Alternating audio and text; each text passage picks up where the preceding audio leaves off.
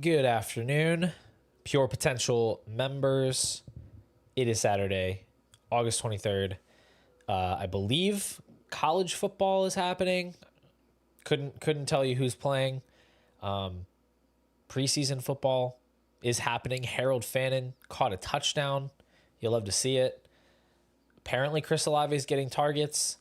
I'm honestly a little out of the loop. I need to do a big download of everything that's been happening in the last few preseason games, because I have been working on some stuff, content, working on some stuff for my other job, because I go back to teaching next week. So trying to balance the run up to the season with some other real life stuff. But we got Kevin in the chat letting us know he got Trevor Lawrence at the 5-10 in his startup. He's been talking through that in the clubhouse. Love what he's building so far. He was able to get, I think, Drake May and Trevor Lawrence. He's got Christian McCaffrey, Ashton Genty, Brock Bowers. Does he have any wide receivers yet? I'm not sure. But he's got the other positions covered, so we'd love to see that.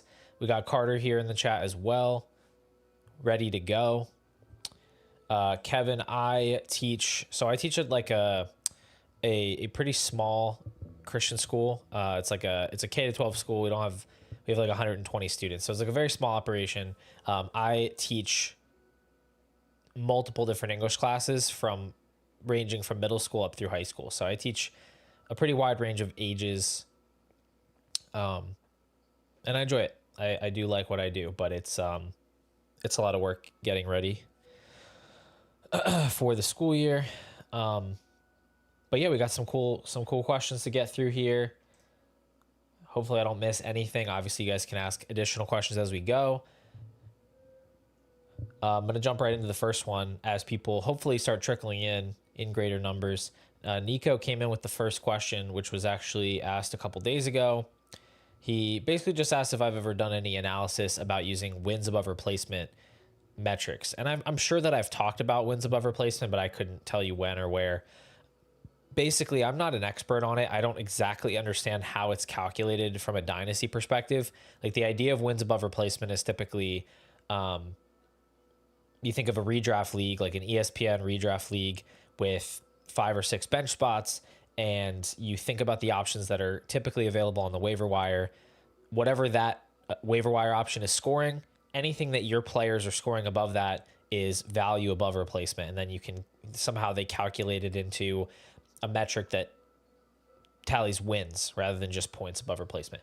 I don't know exactly how that would be calculated in a dynasty standpoint. The way I think about it conceptually is just, what is the level of production that I can acquire for a negligible opportunity cost, right? Like, if I can trade a 3rd round pick for Wan'Dale Robinson, then if Wan'Dale Robinson is scoring 11 points per game, that's basically replacement level to me. That's how I would think about it.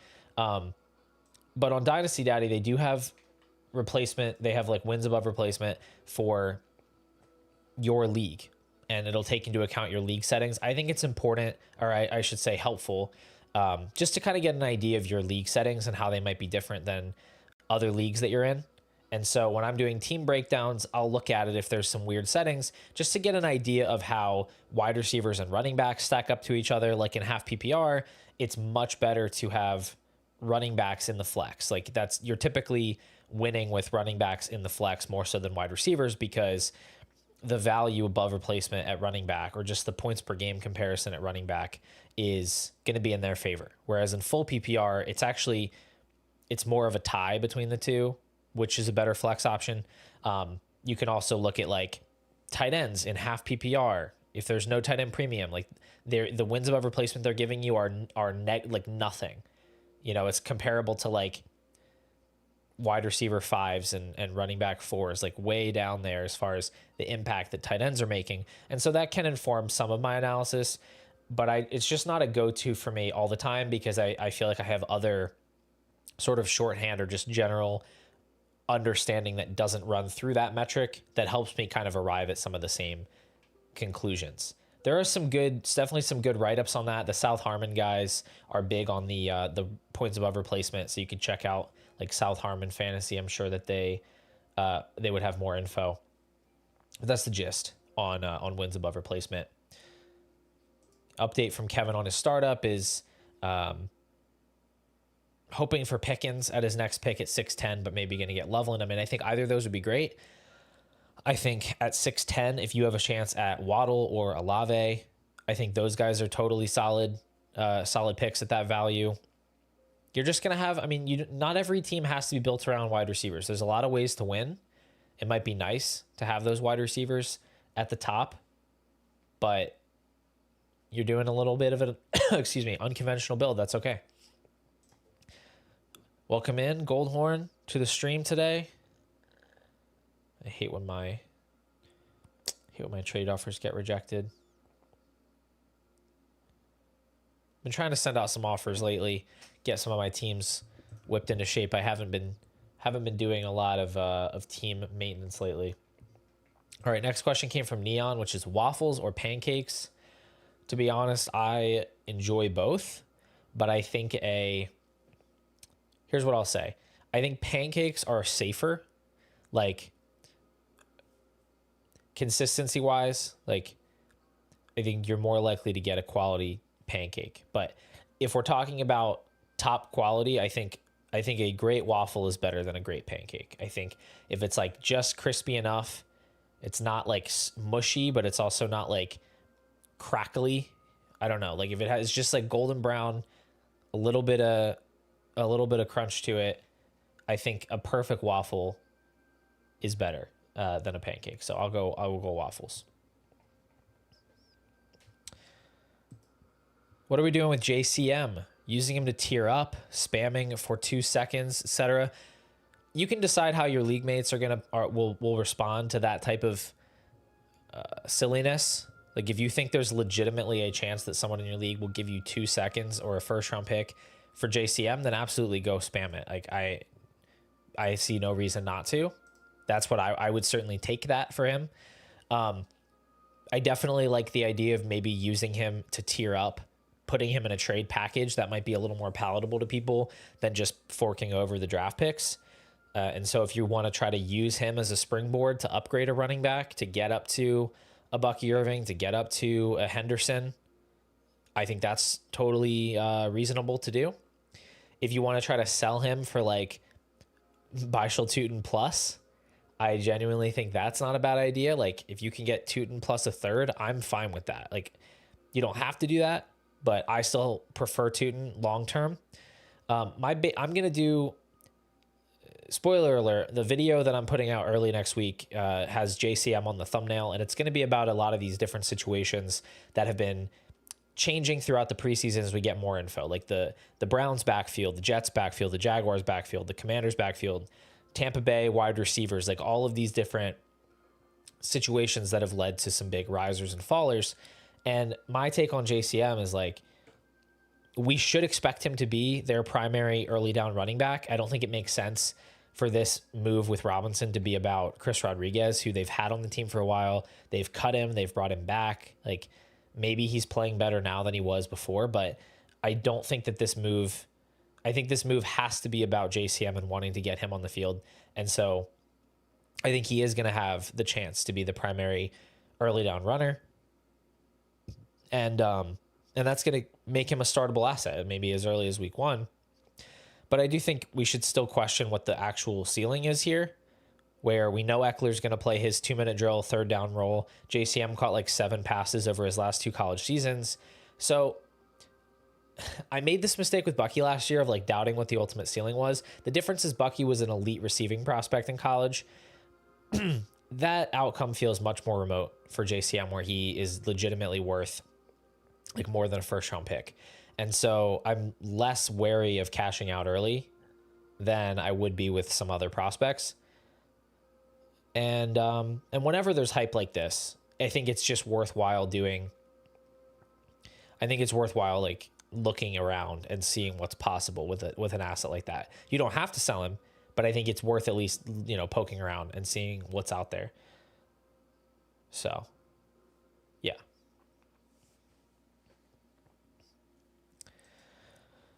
Kevin asks, would you take a wide receiver over Loveland, considering I have 0, start 11 through wide receiver 3 flex? I mean, it depends what wide receiver. I think if it's somebody within the same tier, then that's fine. I think, you know, if you want to take Waddle, Devonta Smith, Zay Flowers, Chris Olave, one of those guys, I think that's fine to do. I would not be dipping into that next tier. I would not take DJ Moore. I would not take DK Metcalf over Colston Loveland. You can still flex tight ends, no problem, in tight end premium. So, yeah. T-Hum, welcome in. Good to see you. Manster's here talking about trading Breece plus Bill together. I mean, I don't think Breece is a good option to trade right now. Just a lot of negativity around him. I think he's more of a hold than a sell because I just don't think there's a lot of interest. If you could sell Breece with Ja'Cory, with Bill for Henderson, I think that would be fine. I think I would sell Breece plus Bill for Henderson and feel good about it. There's not a lot of guys. There's not a ton of guys in that range to work with. Carrie says, recently traded Tet plus Liga for Nico. I could have traded the 101 to 102 instead of Tet. Curious if you would have done the same. Yeah, I absolutely would have done this trade. I think that's a fantastic deal. Very good. Getting Tet is great. Like, he's a great prospect. We would be ecstatic if he could become 80% of what Nico Collins already is. I would absolutely prefer Nico, and to me, Xavier Legette is nothing. He holds almost no value to me. So I think it's a great deal, and I think it was better to trade him than to trade the pick. I think you'd rather just have the pick because there's more flexibility there, more value insulation. So no notes, good move. Nico's here. I already answered your question about wins above replacement, so you'll have to go back to the beginning to listen to that. I also did talk about my preference of waffles over pancakes. Other questions coming up here, or that were asked after Neon, two from Austin. Easy questions to answer. Going to any Eagles game this year? I don't think so. Don't have plans to. I am busy, and my Sundays are pretty booked with church stuff, and I'm also having a baby in November. So no Eagles games for me this year. Next question was dreading school or not as much. I'm not dreading school so much as I don't want to go back. I enjoy my job. I do enjoy the not going, having the flexibility every day to kind of do what I want to do, and being able to go to the gym in the morning and spend more time on content. So I guess I'm dreading that part, but I'm not dreading the actual act of teaching and being there with the students and stuff. That's all good. All right.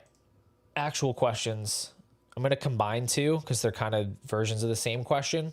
One is from Berserk and one is from Yella. The first one was, what rookie/player has changed your perception on them through preseason play? And then the other question from Yella was, who weren't we high enough on and what has changed since? Is it mostly just players experiencing situational changes? So I'm going to combine these. We'll talk about some players that I've changed my opinion on, positive or negative. I will say, as far as preseason play, there's not a lot of film analysis that's going to go into changing my opinions during preseason because there's so many different variables. What, are you playing against backups? Are you making a play against a first string defense that's running vanilla coverages or running really bland packages because they don't want to give stuff away? I don't think we have any idea really why success is happening in the preseason. Like, I don't think we have a lot of, sure, it's good to see the Bears offense looking competent in the preseason. We also saw we saw a highlight play from Caleb to Romadunze last preseason that had people doing very irresponsible things. And both of them were terrible last year in fantasy, and Caleb was terrible in real life. So I think we can definitely get ourselves in trouble reading too much into the quality of play in the preseason. But I do think we can take things away from the deployment of players, how they're used, how much they're used, who's playing with the starting quarterback, who's not. Like, I think all of that has some merit. I think we can be confident that week 1, Olamide Zaccheaus is ahead of Luther Burden on the depth chart. I don't think that tells us anything about the deployment in week 8 or week 12 or week 17. But I think we can be confident in week 1, Olamide Zaccheaus is going to be running more routes than Luther Burden. I don't think that's going to last, because I think Luther Burden's a really good player, and I think the team invested a lot in him, and they're going to want him on the field. But that's something we can take away. So with all that said, some players where my opinion is sort of changing a bit. One of them I put on the thumbnail, and that's Ricky Pearsall. Also, Kevin, thank you. Appreciate the shout out. I mentioned it once on Discord, but like, easy for that to get missed and washed away with all the other messages. So appreciate that. One of these players is Ricky Pearsall. And I won't say like I'm not changing my opinion in the sense that like I thought his rookie year was bad and concerning, and now I don't. I still think his rookie year was pretty poor. I think we should care about that. At the same time, the stars are kind of aligning for him in the sense that every single wide receiver on the 49ers has been missing time with injury. Like, first we get the news that Ayuk's going to be out longer than we expect, probably going to be limited the whole season. And then we have Jennings with the calf thing. And then we have even like the depth guys, Jordan Watkins and Jacob Cowing, like all of these players are hurt. And it's a unique situation with the 49ers where Kyle Shanahan is a very involved play caller who schemes up a lot of work. Like, he schemes up a lot of the touches. I think he has a lot of control over who actually gets the ball relative to some other offenses where it's like, get open, the quarterback's going to go through progressions and throw to that guy. It's part of why I didn't want to buy into Brock Purdy for a long time, is just that Kyle Shanahan like orchestrates everything. And that's still true. And so with Pearsall being like the only guy there, I think he has enough talent that if Kyle Shanahan's like, yep, we're going to design the offense around Ricky Pearsall, it's going to work and it's going to be effective. And so whether or not he was good in his rookie season or not, I think is less important in this offense with these players that have been in and out of the lineup. Now, I still think if Jennings comes back and he's like fully healthy week 1, I'm still going to pick Jennings as the guy that I think gets more work to start this, at least to start the season. But I do think they should probably be viewed fairly similarly for redraft purposes. Pearsall obviously has the edge on him in terms of age and in terms of like his career arc. He's going to have more room to grow in terms of value. So I did move him up into early second, right behind Jaden Higgins. And so that's one player where I've sort of changed my opinion a bit. T, what's up, dude? Watching the end of this college football should be over soon. Okay, have fun with that. Let me know how it goes. Another player is Breece Hall, who, if you've been tracking the rankings updates, has sort of slowly been moving down. I think Breece Hall is a really great player, or at least I know for a fact he was a really great player once upon a time. Since then, we've seen a bunch of really incompetent Jets offenses. We've seen him tear his ACL and then come back and then deal with knee soreness and all this. And we've heard some weird stuff about how he's like been out at clubs, and that's just a little bit deep in the weeds for like, I think it was on ADP Chasing. They were talking about this. Forget that. That's not part of it. But just what I believe about Breece Hall would make me think any team would want to feature him as a full-time running back. It seems like the Jets don't want to do that. And they really like Braylon Allen, and they even like Isaiah Davis. And throughout the preseason, the signals they've given us on the deployment of these guys is not great for Breece Hall. Because when you're the Lions offense and you're scoring 72 touchdowns and you are leading the league in, all-purpose yard or scrimmage yards, it's fine if your running back is in a 50-50 split. Not going to be the case for the New York Jets. So we need Breece Hall to be catching a lot of passes. If he loses goal line stuff, if he cedes over 50% of the carries to other players, if he's off the field on third downs for Isaiah Davis, it's going to be really hard for him to hit a ceiling. And so I am adjusting. I am adjusting a lot with Breece Hall.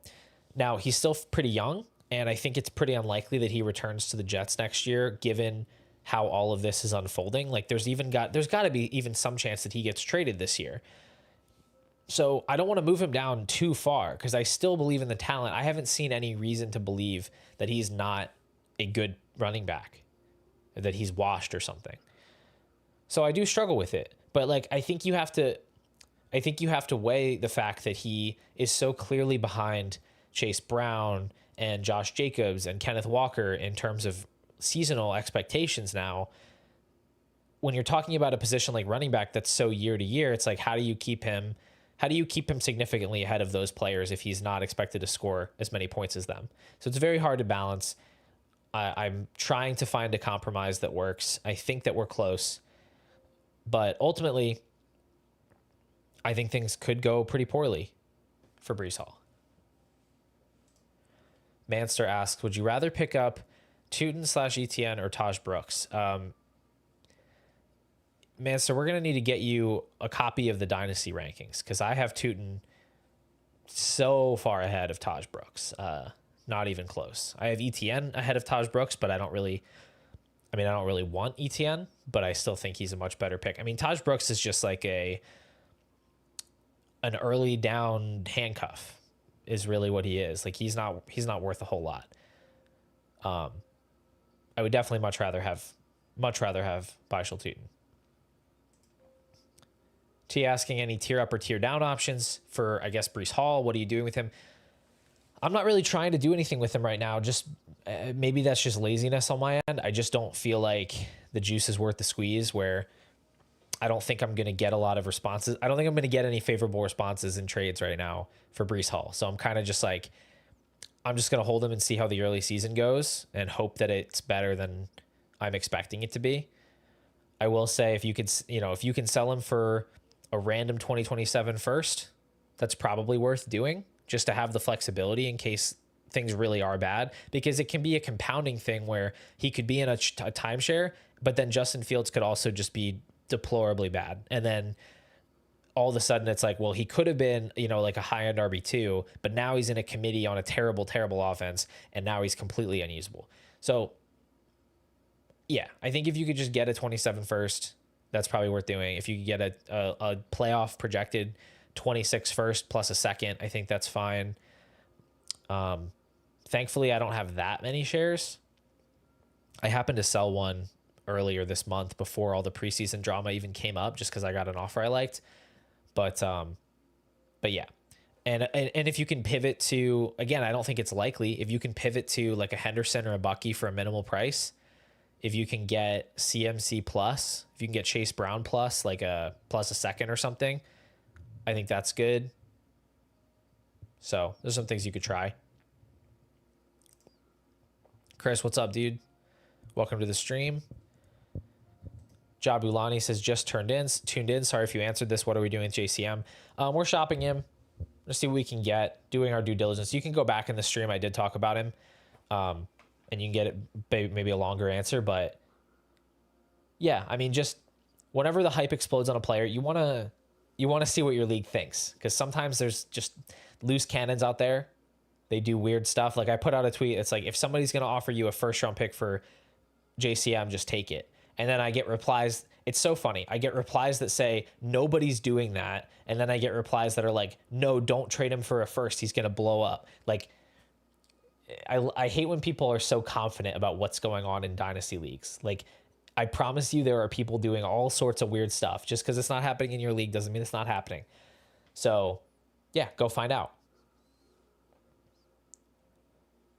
T, I think both of those options are legit. Like, I have him ranked close to CMC. I'm still taking Breece, but yeah, if you can get a little plus on top to go to CMC, if you can get a Chase Brown plus a second, Ken Walker plus a second, I just think those are all players now that should be going firmly ahead of him in redraft.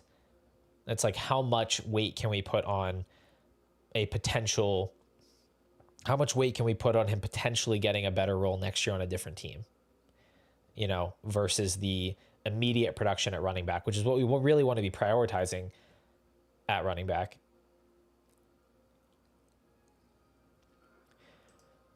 Carter says, I traded away T for a 27 first mid to early. Discord thought it wasn't enough. If it ends up being mid to early, I think your league is going to be totally changing their tune once it comes around. I would say market wise, like, you could probably have asked for more just because of how T Higgins is perceived and how in a lot of leagues people devalue picks that are more than a year away. So you could have probably you could have maybe asked for a first plus a second, but I think there's a very good chance that you are coming out ahead on that later on.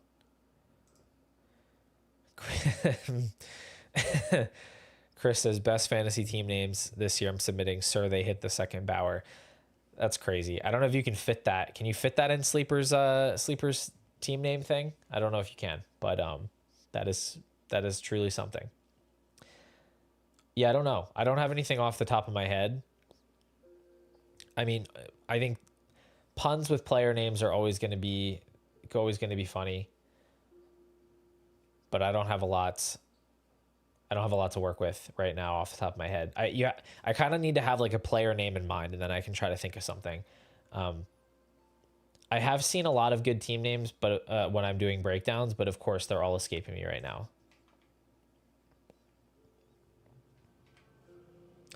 So some other players that I've risen on, lowered expectations on.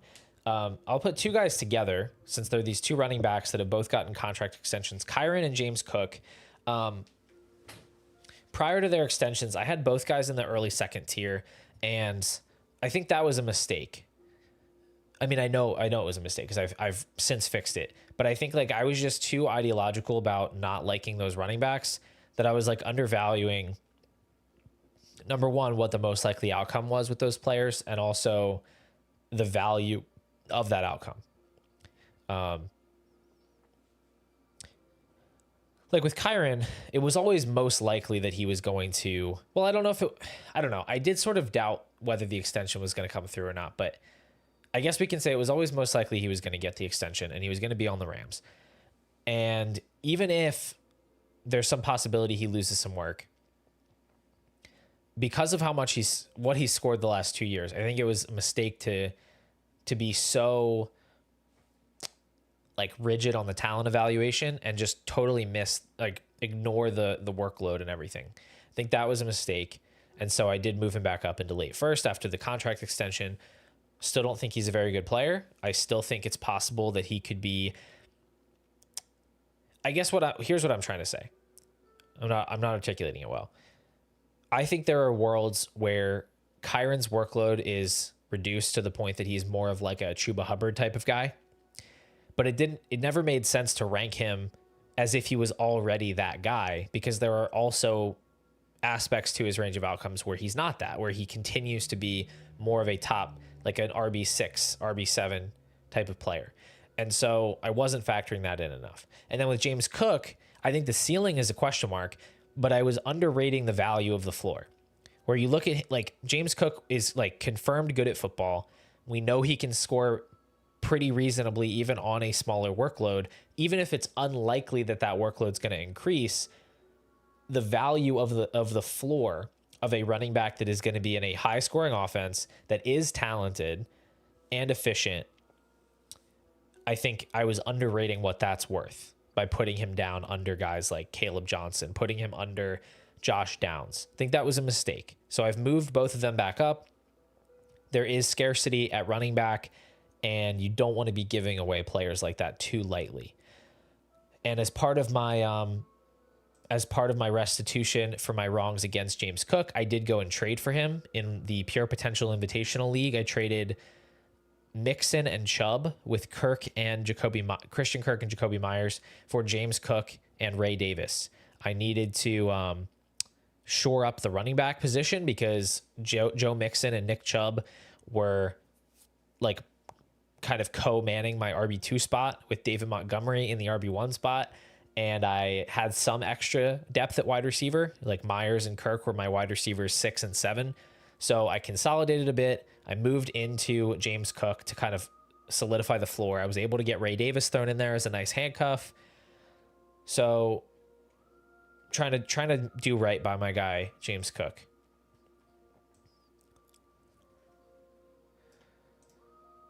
Chris, this is a good one. I've seen this one once or twice.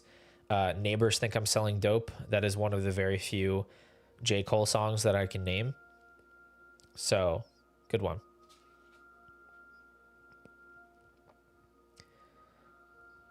Let's see here. Sell Hall for plus 206 for Chase Brown plus 110. No brainer, right? I mean, probably. I would love to know who is on the board. But 206, like your best case scenario there, unless it's a really weird league, is like Trey Harris or Cam Scatabo or something. So to get to 110 where you can potentially get Loveland or you can get Harvey, that seems like that seems like a good deal. Manster asks, how do you deal with frustrating league mates that only try to win trades? I just don't. I mean, either I try to use their definition of winning a trade against them and try to do something that like looks like they're winning the trade on paper, but I'm actually getting what I want, or I'm just not going to trade with them. I don't really remember what the trade was you were negotiating, but that's the idea.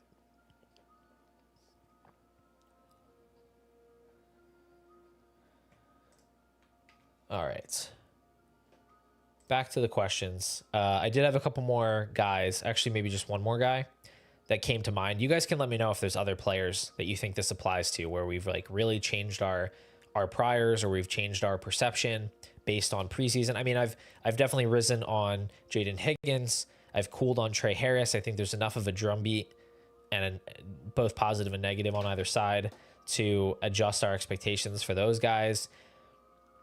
But I think, Calvin Ridley is one where there was a member, I can't think of which member it was, but there was a member a couple weeks ago that was like, hey, I think we might be too low on Calvin Ridley. And I was like, I don't know. And I have since moved him up.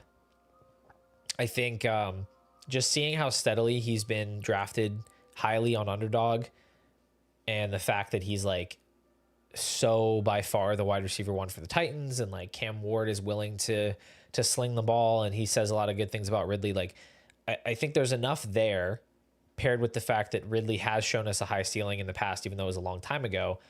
There's enough there to say like he can be one of those really good contender buys. And so I have moved him all the way up to wide receiver 44.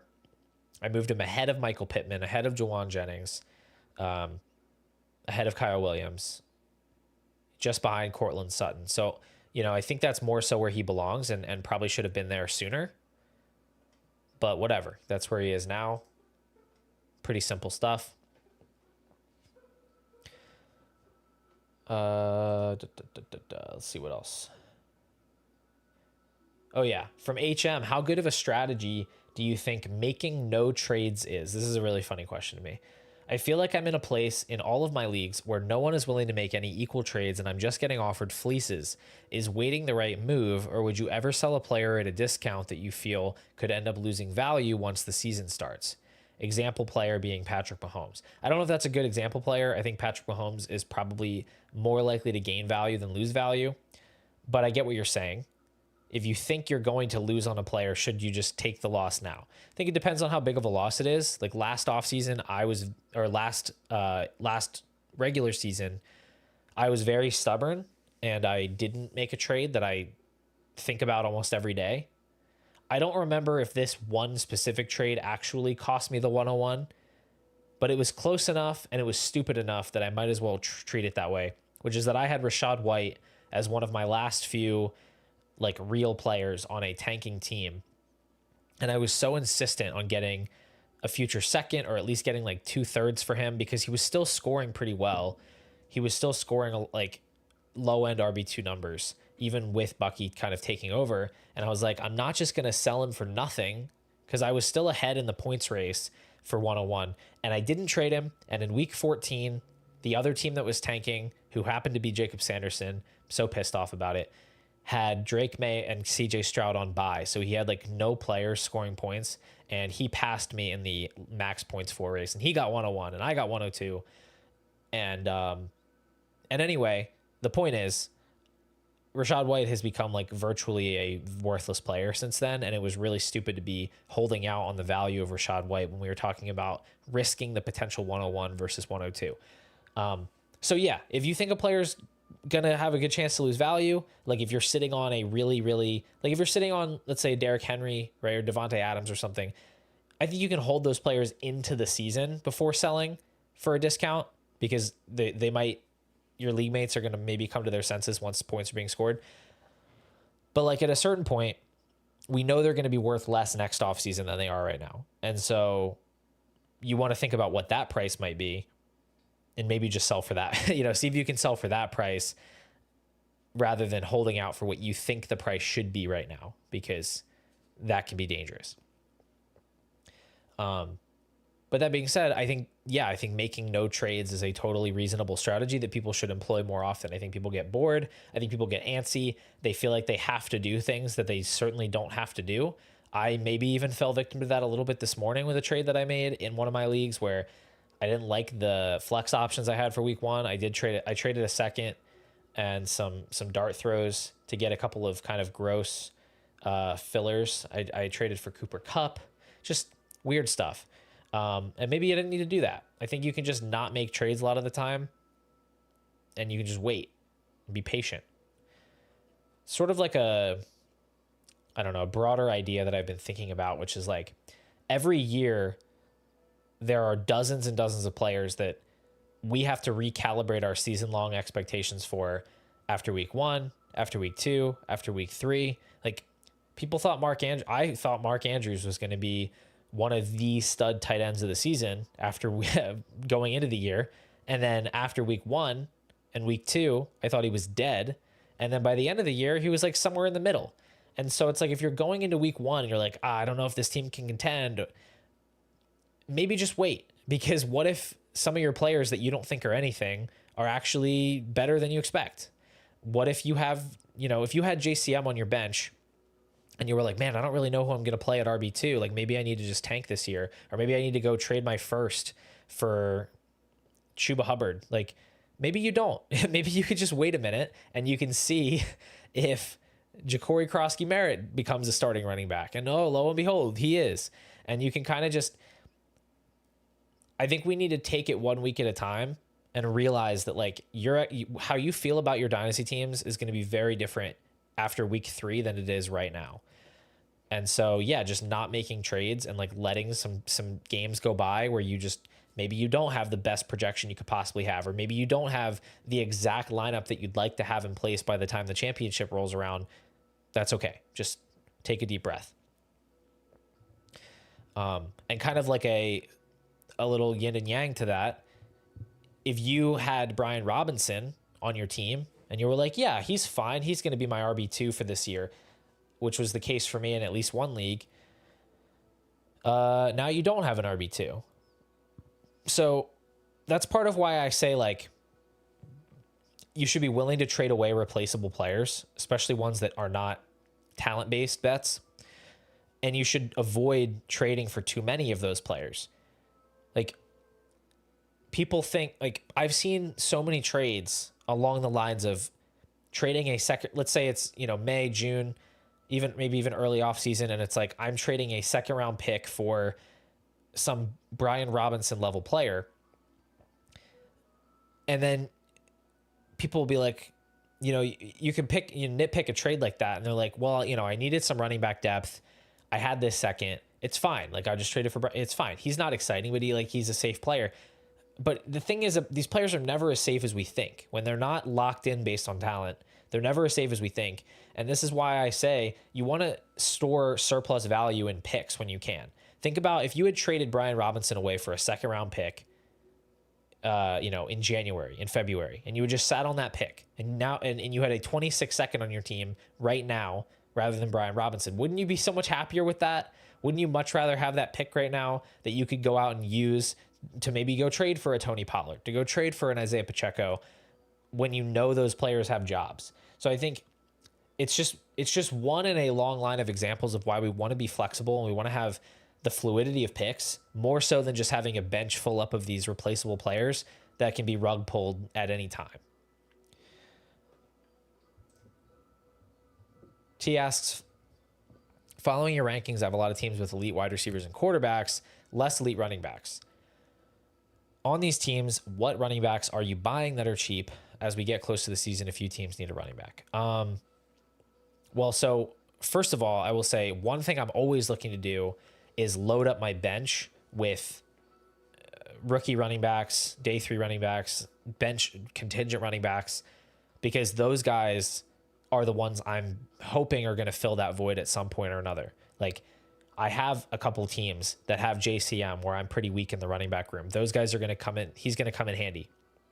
Teams that drafted Dylan Sampson, Jaden Blue, like, I'm hoping that those guys are going to be usable at some point.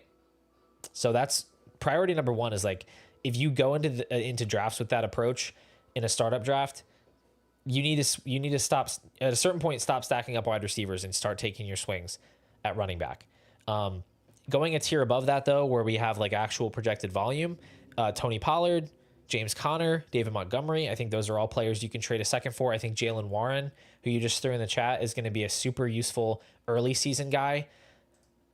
You want to think about I've heard the word texture used, and I think it's a good word to use, the texture of your teams, where you want to try to layer different archetypes of players. So it's like, you don't want a bunch of these dusty old running backs, because by the end of the year, a lot of them might be useless. You also don't want to just have rookie running backs, because who are you going to start in week 1?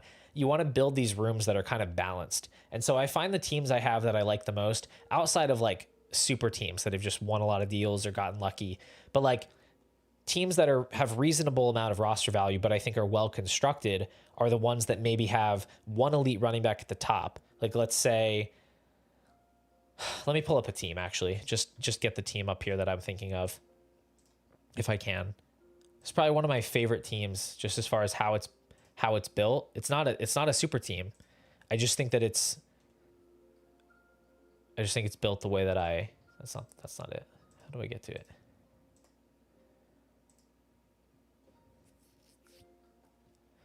This was a startup from back in December. And the league is called Luigi's Mansioni, based on popular current events at the time. So here, and my team name, playing with the Nintendo / shooter theme, is Lee Yoshi Oswald. So please don't hold that against me. But my team here in the running back room has Ashton Genty, Christian McCaffrey, Ja'Cory Krosky-Merritt, Tony Pollard, Byshel Tootin, Aaron Jones, Jarquez Hunter, Will Shipley. So obviously I know that's a good running back room. Like, I'm not saying that's just some average running back room, but the idea is that you're layering these different types of running backs. I have my Pollard and my Aaron Jones, but I also have JCM and Tootin and Jarquez Hunter and Will Shipley. I have these young contingent backs, and lo and behold, one of them has already sort of popped, hopefully in a way that I can use that player. So I do think that is a good way to approach it. Max, what's up, dude? Welcome to the stream. Glad you could join us here, although we don't have that much more to get through. I like this team name from Manser, All Fair in Loveland War. That's a pretty good one. Big Colson Loveland guy. Maybe I'll throw that onto one of my Loveland teams. Oh, excuse me.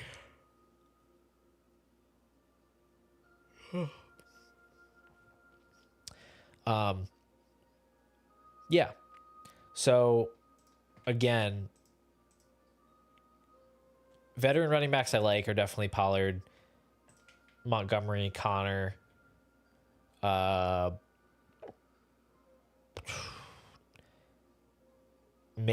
Jordan Mason, Aaron Jones. I think you can get either one of those guys. Regrettably, DeAndre Swift, I guess. I still feel like the rug pull's coming, but they haven't like traded for a running back, and like I don't think Kyle Monangai is that guy. So I guess he's just gonna get a bunch more touches than he deserves again.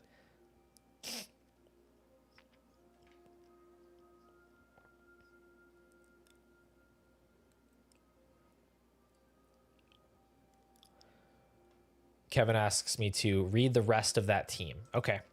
I will read the rest of this team, which for some reason, Dynasty Daddy tells me it's 10th in value. I don't think it's 10th in value, but it's fine. It doesn't have a lot of depth, I guess.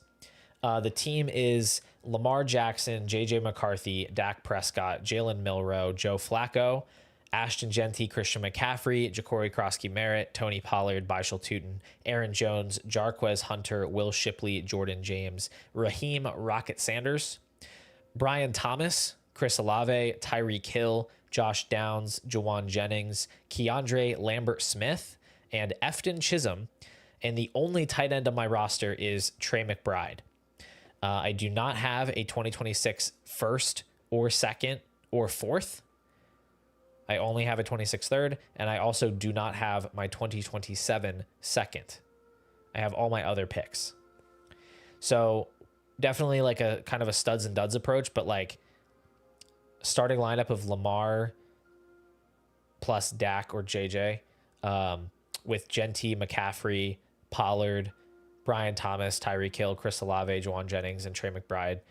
I think I'm in a pretty good spot to contend year one. I'm not too worried about my first round pick being any earlier than like 8 or 9. And I've still got my 27-1, so we can definitely be flexible beyond this year. All right. Manster asks, quick question for redraft. Would you keep a Tootin on the bench, or is that more for Dynasty? No. Bishal Tootin is an excellent redraft pick. Certainly a guy you're going to probably have to hold for a bit. So depends on your like roster size. But yeah, as far as I'm concerned, he's a guy that I really, really want in redraft, because I think if he can come on late in the season, I do think it's kind of similar to a Bucky Irving. And I think we see this kind of play out every year with some players, is that they start out the year in a pretty pretty meaningless role, part-time role, and then either through injury or just through outplaying the competition, they end up being very important later. We saw it with Chase Brown. We saw it with Bucky Irving.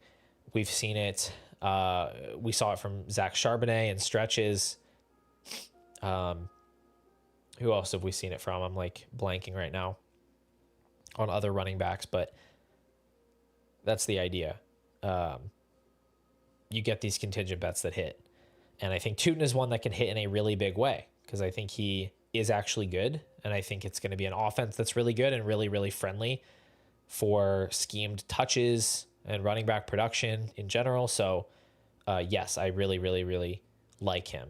I'm doing a high stakes redraft with Chris on Wednesday, and he's certainly a guy that we'll look at and hopefully draft if we can, if he's at a reasonable price. I think him and Luther Burden are kind of like the running back and wide receiver versions of the same bet, where it's like, do not start them in week 1, but maybe later, maybe eventually they break out in a big way. So, and remember in redraft, I mean, really in Dynasty too, but like in redraft, like there's no risk beyond the current year. So you want to be swinging high, and there's really no difference between finishing 3rd and finishing 12th. So hedging for like bad outcomes, like you're better off drafting a redraft team that has a chance to finish 1st, but also might be completely dead by week 4, than drafting a team that's going to like just hang around the whole year, but never actually be competitive. So you want to take those big swings on guys that can actually be legit difference makers. It's the whole foundation of the upside wins championships kind of argument. All right, 2 more things to get to, and then I'm out of here. Gabe 1828. Why do you like Bowers so much? I'm curious why you value him over, say, Lamb, JJ, and Puka, factoring in the opportunity cost. So I'm not sure what opportunity cost means in this question. Like, I think the opportunity cost for all these guys is the same, which is each other. If you have Bowers, you can't have Lamb. If you have Lamb, you can't have Bowers in a startup, typically. So why am I taking him over those guys? Well, just first to be clear, I'm not taking him over those guys if it's not tight end premium. If it's not tight end premium, I will take Lamb, Jefferson, Puka, Thomas, Neighbors for sure. Once you get to like Amon-Ra range, I think it's reasonable to consider Bowers. But I think I guess my question about Bowers would be like, why can't he just be those guys, but at tight end? I think people fall into this mistake of just thinking that he has to be treated like any other tight end when he's not used like any other tight end. He is used in the slot and he's used out wide and he can run routes like a wide receiver. He caught 112 passes for 1,194 yards and 5 touchdowns last year. Like, I understand he's probably going to catch fewer, deep bombs than some players. He's going to average slightly lower yards per reception probably than like your Justin Jeffersons, your CeeDee Lambs. But I don't really see why, Amon-Ra St. Brown has finished as the wide receiver 3, I think, in back-to-back seasons. There's very little difference between how Amon-Ra St. Brown is utilized and how Brock Bowers is utilized. Like, Amon-Ra St. Brown stats, pull up his numbers here. Last year, Amon-Ra caught 115 passes for 1,263 yards. He averaged 11 yards per reception. Okay. Brock Bowers caught 112 passes for 1,194 yards, 10.7 yards per reception.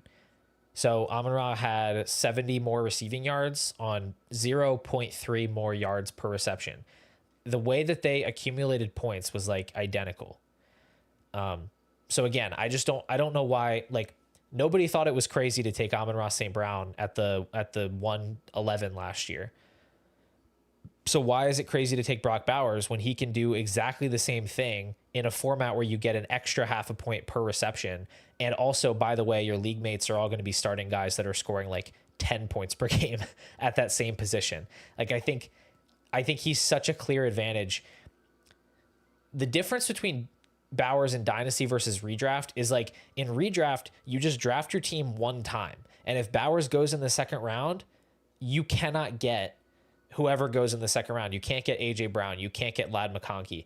In Dynasty, though, the great thing is you get to just have Bowers forever and nobody can take him away from you. But you can go and draft, like you could go draft and or trade for Brian Thomas. You could go trade for a Puka Nacua, or you could draft a wide receiver who becomes the next version of that guy. And then guess what? You have an elite wide receiver and you have Brock Bowers. Well, yeah, your league mate might have CeeDee Lamb, they might have Puka Nacua, but they don't have Brock Bowers. And they're never, ever going to have Brock Bowers unless you decide to trade him away. So I think the positional advantage is just so... I think it's really meaningful in Dynasty where you're compounding that advantage over the course of multiple seasons and you're not actually giving up. You're not permanently giving up the opportunity to have one of those elite wide receivers because there's just more of them and it's more possible to hit on one. Whereas like you're probably not going to hit on another Brock Bowers. So that is why I have him ranked so high. And T, adding on to that point, what makes him better is he's one of 3 guys who can do it. There's like 7 or 8 other Amon-Ra St. Browns. Yeah, exactly. There is scarcity there. Every player in your league has to start a tight end. And you get to start the one that's going to score like way more points than most of the other ones. So I do think that matters a lot. So hopefully that makes sense for you, Gabe. Last thing comes in from Austin, who, despite begging for a Saturday stream, has not made his presence felt at all in this one. He asked me what to do with this team. He posted a picture of his team, which is like pretty good, quite good. And it comes back to the problem of what do I do with my running back room? So he's got Jaden Daniels and Jalen Hurts and Aaron Rodgers. Running back room of Tank Bigsby, Byshel Tootin, Jalen Wright, Marshawn Lloyd, Emmanuel Wilson. It's pretty gross. Fortunately, in the wide receiver room, he's got Jamar Chase, Malik Neighbors, Ladd McConkey, along with Juwan Jennings, Jack Best, Jalen Coker, Hollywood Brown. And then he's got Evan Engram as his one relevant tight end. He has all of his picks. What are you doing with this team? It's a reasonable question. It is definitely going to be hard to get an impactful player at tight end without giving up one of these elite assets elsewhere. I mean, I don't know why I said tight end, running back. I think between Bigsby and Tootin, there's a good chance you have a startable running back for the Jaguars all season. So you can kind of pencil that in as one spot. I think right now I'd be looking at that 26th second, 26th third, Jack Besh, Hollywood Brown. Some of these pieces, maybe you can package up some of those guys.